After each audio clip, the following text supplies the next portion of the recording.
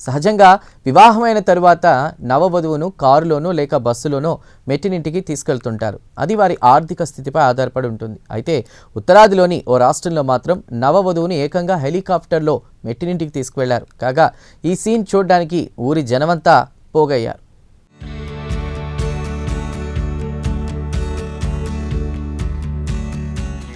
మనలో చాలామంది చందమామ కథలు చదివే ఉంటారు.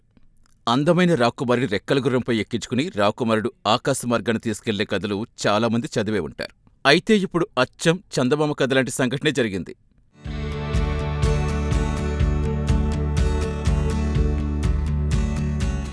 ఉత్తరాదిలో ఓ రాష్ట్రంలో ఈ సంఘటన జరిగింది. సహజంగా పెళ్ళయ్యాక నవ్వధువును కారులోనో లేక బస్సులోనో మెట్టినింటికి తీసుకెళ్తూ ఉంటారు. అది వారి ఆర్థిక స్థితిపై ఆధారపడి ఉంటుంది. అయితే ఇక్కడ మాత్రం ఏకంగా హెలికాప్టర్లో మెట్టినింటికి తీసుకెళ్లారు.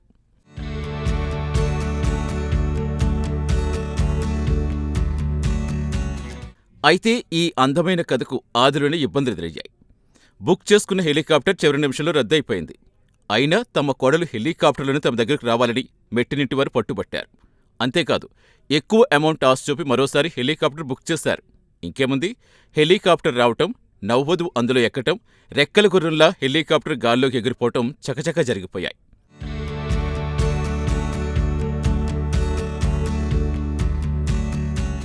కట్ చేస్తే గాల్లో హెలికాప్టర్ ఎగురుతోంది. కాసేపటికి మెట్టినింటికి చేరుకోబోతుంది.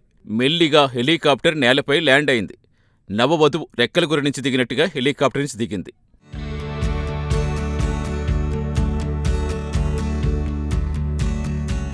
ఇదిలా ఉంటే హెలికాప్టర్ నుంచి పెళ్లికూతురు దిగటం ఊరి జనానికి వింతగా అనిపించింది. ఇంకేముంది, సదరు వింత చూసేందుకు తండోపతండాలుగా జనమొచ్చారు. ఒకరినొకరు తోసుకుంటూ ఈ వింత చూశారు.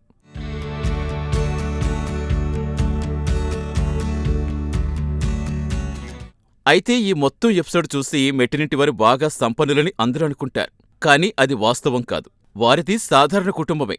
కానీ తమ కోడలు హెలికాప్టర్ నుంచి దిగి తమ ఇంటికి రావాలని వారు ఎప్పటినుంచో డిసైడ్ అయ్యారు. అది సంగతి.